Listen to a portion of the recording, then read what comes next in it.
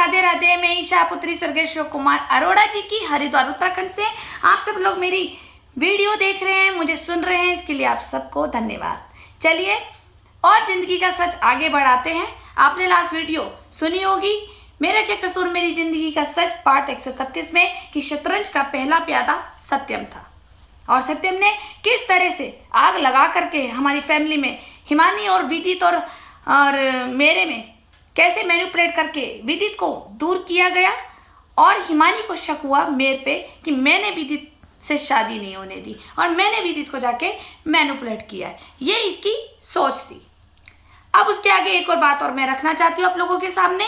आपने सत्यम की एक बात रह गई थी लास्ट वीडियो में, जो मैं अब आपके बीच में रखना चाहती हूँ।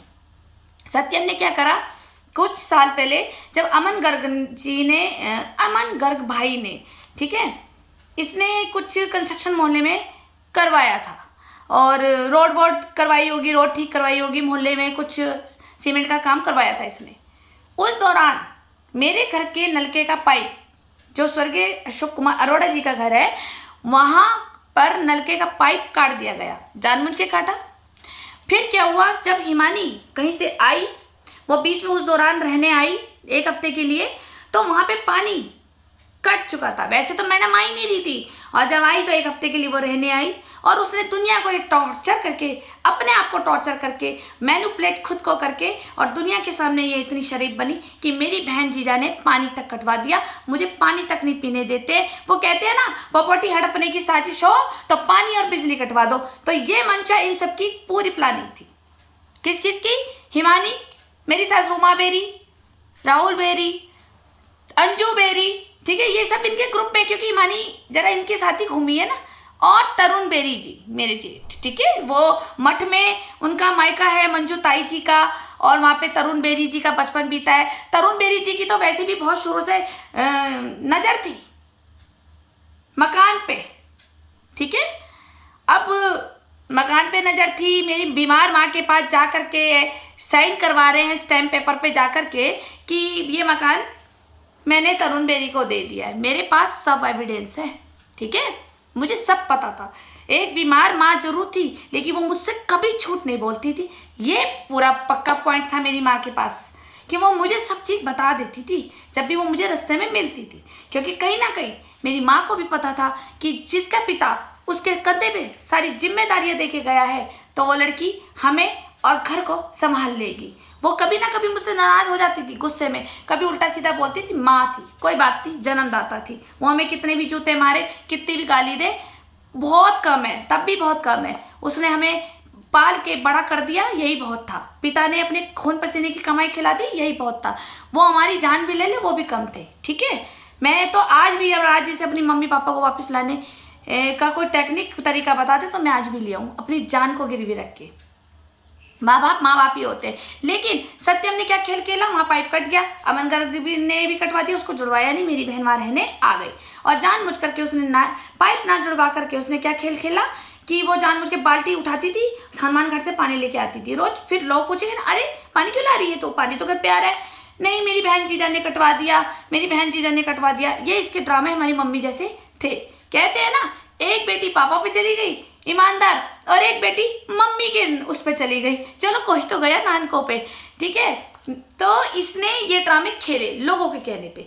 और पुष्पी, धीरज का परिवार, छाया का परिवार, सत्यम का परिवार, सुनील एडवोकेट, ठीक है, और तो और इसको मैनिपुलेट करने वाले हमारे रिश्तेदार नरेश जोशी एडवोकेट, ये तीनों भाई कहने को मेरे घर के हैं, मेरे घर के भाई हैं ये। लेकिन आज इन्होंने असली रूप दिखा दिया। काश मेरे पापा जिंदा होते, इनको तो देखते। मेरे पापा तो कहते थे मेरे पास 3 बेटे हैं, मेरे पास 3 बेटे हैं, एक मेरे और चौथा बेटा मेरे भाई का, ठीक है, विनोद जी का, ठीक। ये सब पापा मेरे ऐसे बोलते थे। आज देख रहे होंगे इनके बेटे ही हमें डस रहे हैं, इनके बेटे ही हमारा चीरहरण करने में लगे हुए हैं, ठीक है।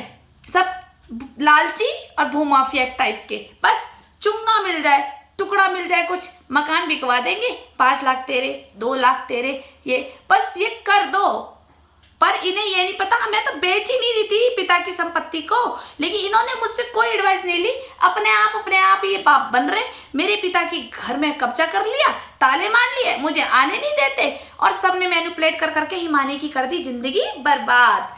ठीक है, और वो जो पाइप कटा था, हिमानी ने 10 दिन ड्रामे करे, फिर इसको उकसाया किसी ने, जब उकसाया तो मेरे पति के पास फोन आता है, वैसे तो फोन पे कभी बात नहीं करेगी ना बहन से ना जीजा, ओ जीजा तेरी बीवी ने ना नलके का पाइप कटवा दिया है, मैं 1 हफ्ते से पानी भी नहीं पी रही हूँ, प्यासी मर रही हूँ, भर भर के ला रही हूँ। इन्होंने कहा हम तो वहाँ आए ही नहीं, मुझे ना पता, मुझे सत्यम ने बताया है, सत्यम ने बताया तेरी दीदी और जीजा जी आए थे यहाँ पे रात को, पाइप हथौड़े मारकर पाइप तोड़ गए हैं। देखिए सत्यम की चाल।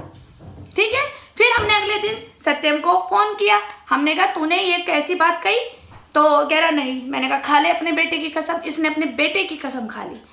भगवान करे वो दिन तू जल्दी देखे जो तूने मेरी बहन के साथ करा है ना, तुम्हारा परिवार भी उस दुख से निकले।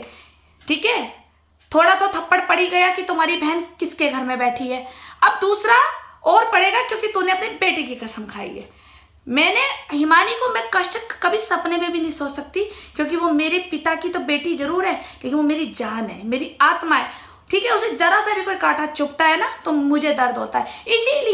इसीलिए इन लोगों ने मेरी परिवार के साथ मिलकर के मैनिपुलेट करके हम दोनों बहनों की जिंदगी बर्बाद करी। इनको पता था कि ईशा इसको दर्द नहीं दे सकती, तो वो जानबूझ करके वो दर्द दिया जा रहा है हिमानी को कि ईशा बर्बाद हो जाएगी रो रो कर इसकी याद में। इसलिए हम दोनों बहनों को अलग किया कि एक तो वैसी मर जाएगी, क्योंकि मैं खुद एक बीमार रहती हूँ, रो रो के खत्म हो जाऊंगी। जब घर की पावर ऑफ अटर्नी चली जाएगी, जो पिताजी मेरे हाथ में दे गए हैं, बिजली का बिल मेरे नाम पर है, हर चीज मेरे नाम पर है। किसी को अगर मकान की बात करनी है वो मुझसे करेगा, वरना हाथ लगा के दिखाओ, वहीं हाथ काट दिया जाएगा। समझ गए? और ये मुझे ये मोहल्ले के लोग सिखाते हैं ना कि अखाड़े की संपत्ति पे बेटियां वारिस नहीं होती, तो फिर तुम दूसरे की बेटियां क्यों लेके आते हो? अपने शादी करके वो बैंड बजा के करके क्यों लेके आते हो दूसरे की बेटियां? सिर्फ क्या मजे लेने के लिए या घर की नौकरानी बनाने के लिए? वो भी तुम्हारी बीवियां भी तो किसी की बेटियां हैं, फिर उनको भी वहां से मोहल्ले से निकाल दो ना, उनके भी साथ चीर हरण होने दो। क्यों तमाशा देखते हो? सिर्फ प्रॉपर्टी खानी है तो बेटियां वारिस नहीं होती? क्या फांसी लगा के मर जाए दोनों उस मोहल्ले में, उस घर में? शर्म नहीं आती इन लोगों को? बहनों का साथ देने की बजाय और हमें पाठ सिखा रहे जैसे हम इनके बाप का राशन फ्री में खाते हैं। ठीक है, और मैं आपको ये सत्यम की बात बताना चाह रही थी कि इस तरह से सत्यम ने हम दोनों बहनों के बीच में लड़ाई डलवाई। मेरी बहन को तो इतना पक्का विश्वास है कि जो सत्यम ने कहा वो सही है। ठीक है, क्यों सत्यम ने कहा वो सही है? क्यों? क्योंकि सत्यम के हाथ में भी हिमानी की निजी वीडियो है जिससे सत्यम इसे ब्लैकमेल करता है और उससे पैसे खाता है। जैसे सत्यम ने मेरी मम्मी से खाए थे, ऐसे ही सत्यम भी खाता है। कोई बात नहीं, अभी समय आगे चल रहा है, देखो क्या क्या होता है तुम्हारे साथ। कुदरत के थप्पड़ और मार कैसे पड़ती है, ईश्वर की मार तुम्हें कैसे पड़ती है। मैंने तो अच्छे को देखा है। मैं एम्स हॉस्पिटल जाती हूँ ना अपने चेकअप के लिए, तो मैं एक से एक कर्मास भुगतते देखती हूँ लोगों को कि वो मौत भी मांग रहे हैं तो भी नहीं मिलती।